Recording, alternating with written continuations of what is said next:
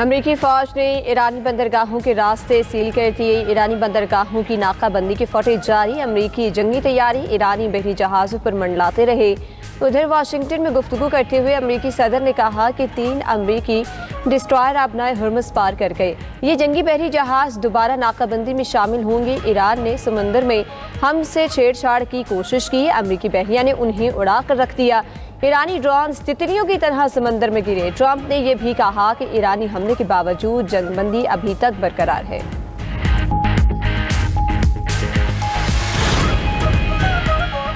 جب بھی سفارتی حل میز پر آتا ہے، امریکہ غیر ذمہ دارانہ فوجی مہم جوئی کا راستہ اختیار کرتا ہے۔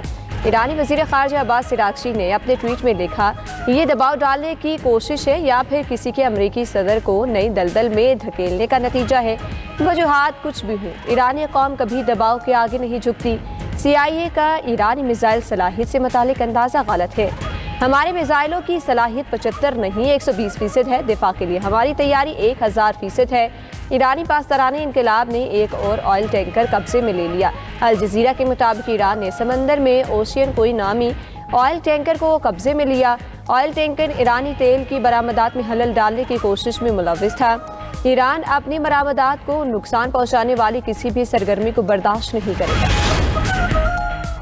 آبنائے ہرمز میں چین کے بحری جہاز پر حملے کا انکشاف۔ چینی وزارت خارجہ نے چینی آئل ٹینکر پر حملے کی تصدیق کر دی۔ بیان میں کہا کہ جاری تنازع میں چینی جہاز پر حملے پر شدید تشویش ہے۔ جہاز پر چینی شہری موجود ہیں۔ اب تک حملے میں کسی جانی نقصان کی اطلاع نہیں ملی۔ رائٹرز کے مطابق آبنائے ہرمز کشیدگی میں پہلی بار چینی بحری جہاز پر حملہ کیا گیا۔ ادھر متحدہ عرب امارات میں سیکیورٹی صورتحال کے پیش نظر فضائی دفاعی نظام فعال۔ آبنائے ہرمز میں جاری حالیہ جھڑپوں کے باعث اماراتی فورسز کو انتہائی الرٹ رہنے کا بھی حکم۔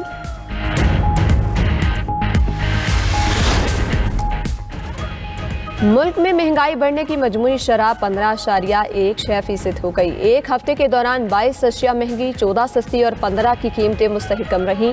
ادارہ شماریات نے ہفتہ وار مہنگائی کے اعداد و شمار جاری کر دیے۔ چکن، آٹا، دہی، بیف، مٹن، ڈیزل اور پیٹرول کی قیمت میں اضافہ ریکارڈ۔ ٹماٹر، انڈے، لہسن، پیاز، دال مسور، دال چنا کی قیمت میں کمی دیکھی گئی۔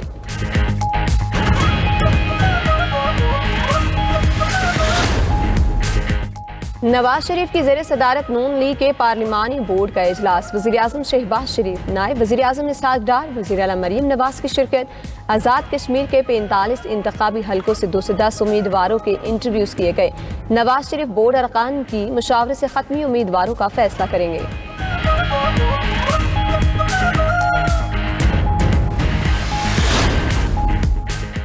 وزیر اعلیٰ سندھ مراد علی شاہ کی زیر صدارت اجلاس پالیسی بورڈ نے انفراسٹرکچر، تعلیم، ٹرانسپورٹ اور صنعتی ترقی کے اہم منصوبوں کی منظوری دے دی۔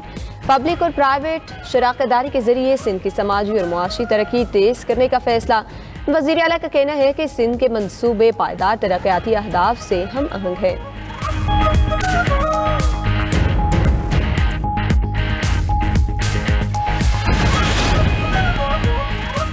برطانیہ کے بلدیاتی انتخابات میں حکمران لیبر پارٹی کو بڑا دھچکا۔ ریفارم UK نے بڑی کامیابیاں حاصل کر لیں۔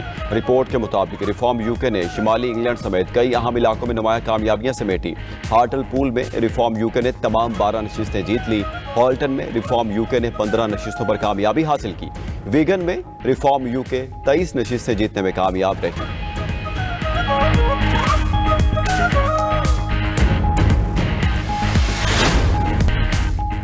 پاکستان نے بحری عملے کی واپسی کے لیے سنگاپور سے مدد مانگ لی۔ نائب وزیر اعظم اسحاق ڈار کا سنگاپور کے وزیر خارجہ سے ٹیلی فونک رابطہ۔ 11 پاکستانی اور 20 ایرانیوں کی واپسی کے لیے سنگاپور سے تعاون کی درخواست۔ امریکی حکام نے بحری جہازوں کو پاکستانی اور ایرانی عملے سمیت تحویل میں لیا تھا۔ اسحاق ڈار نے کہا کہ پاکستانی اور ایرانی اس وقت سنگاپور کے قریب سمندری حدود میں موجود ہیں۔ اس معاملے پر ایرانی وزیر خارجہ عباس عراقچی سے بھی بات ہوئی۔ پاکستان ایرانی شہریوں کو پاکستان کے راستے محفوظ وطن واپسی میں سہولت فراہم کرنے کے لیے بھی تیار ہے۔ پاکستان امریکی حکام اور دیگر فریقوں سے مسلسل رابطے میں ہے، اپنے شہریوں کی جلد وطن واپسی یقینی بنانے کی کوشش کر رہے ہیں۔ پاکستان عالمی سطح پر غیر جانبدار اور قابل اعتماد ثالث ملک قرار۔ امریکی ایوان نمائندگان میں پاکستان کے امن کوششوں کی ستائش کی قرارداد پیش۔ امریکی کانگریس کے رکن ایل گیرن نے ایوان میں اہم قرارداد پیش کی۔ قرارداد میں کہا گیا کہ تباہ کن جنگ کے دوران پاکستان کا کردار کلیدی رہا۔ ایران جنگ میں ہزاروں افراد جانوں سے ہاتھ دھو بیٹھے۔ جنگ میں امریکی فوج کے 13 اہلکار ہلاک اور 399 زخمی ہوئے۔ پاکستان نے جانی اور مالی نقصان روکنے کے لیے بہترین ثالثی کی۔ پاکستان نے تعمیری مذاکرات ممکن بنانے میں انتہائی ضروری کردار نبھایا۔ پائیدار امن یقینی بنانے کے لیے ابھی بہت کام کرنا باقی ہے۔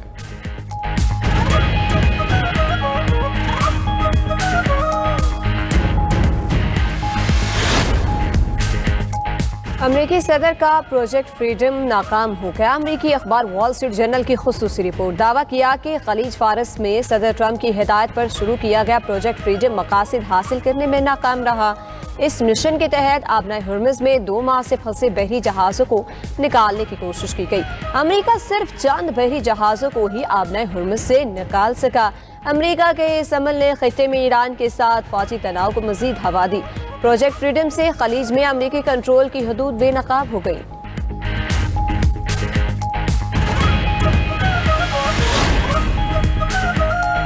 آبنائے ہرمز میں امریکہ ایران جھڑپ کے بعد تیل مہنگا۔ عالمی مارکیٹ میں WTI کی قیمت میں 1.85% اضافہ، نئی قیمت $96 فی بیرل ہو گئی۔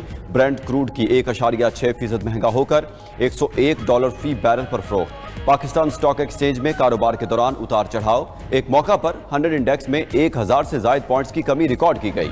عالمی مارکیٹ میں سونے کی قیمتوں میں اضافے کا رجحان برقرار، فی اونس سونا $15.8 مہنگا ہو کر $4726 پر پہنچ گیا۔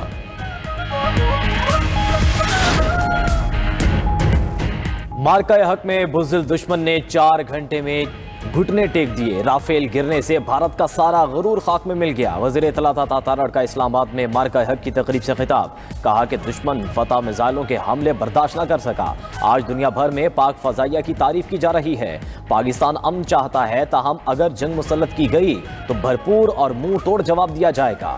مارکہ حق میں فتح ہمارے لیے فخر، اتحاد و اتفاق کی علامت ہے۔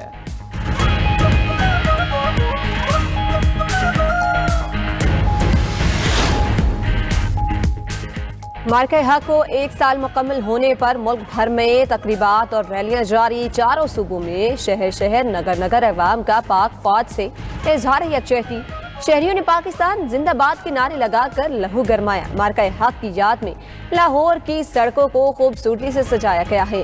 میزائلوں کے ماڈل والے فلوٹ بھی لاہور کی سڑکوں پر رواں دواں۔ پنجاب کی تمام ضلعی ہیڈ کوارٹرز پر 9 اور 10 مئی کو کانسرٹ ہوں گے، جہاں مشوروں میں کشتیوں پر ریلی نکالی گئی ہے۔ خواتین بچوں کی بڑی تعداد کی شرکت۔ آزاد کشمیر اور گلگت بلتستان میں بھی شاندار تقریبات۔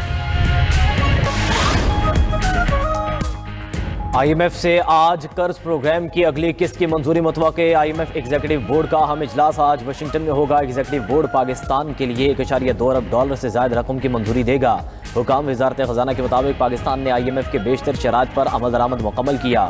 تیسری جائزہ رپورٹ کامیاب رہی۔ پاکستان کو $1 ارب ملنے کا قوی امکان ہے۔ RSF کے دوسرے جائزے کے بعد $210 ملین اضافی ملیں گے۔ پاکستان اور IMF کے درمیان 27 مارچ کو سٹاف لیول معاہدہ طے پایا تھا۔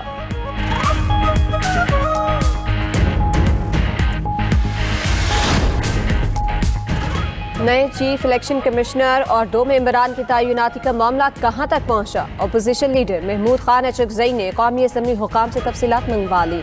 ذرائع کے مطابق محمود خان اچکزئی نے سابق اپوزیشن لیڈر عمر ایوب کے خطوط کی تفصیلات بھی طلب کر لیں۔ محمود خان اچکزئی الیکشن کمیشن تعیناتی کے معاملے پر مشاورت بھی کریں گے۔ تعیناتیوں پر آئینی طریقہ کار کے مطابق وزیر اعظم اور اپوزیشن لیڈر میں مشاورت ہونی ہے۔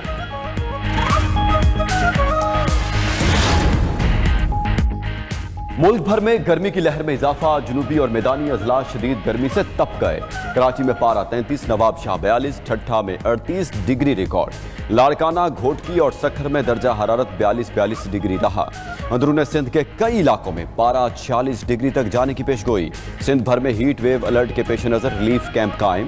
لاہور میں پارہ 36، ملتان 39، گجرانوالہ میں 40 ڈگری ریکارڈ کیا گیا۔